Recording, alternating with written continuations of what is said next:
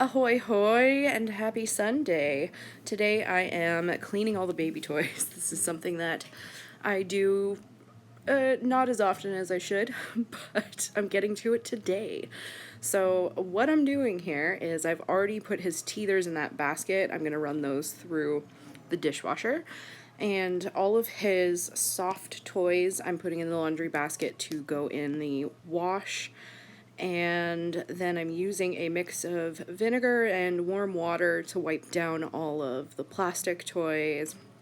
And then what I end up doing for his like cardboard mirror and the board books so they don't get wrecked with the water or like absorb that gross vinegar smell is I'm just using a baby wipe to wipe all those down and get the food crusties out from the pages, 'cause gross.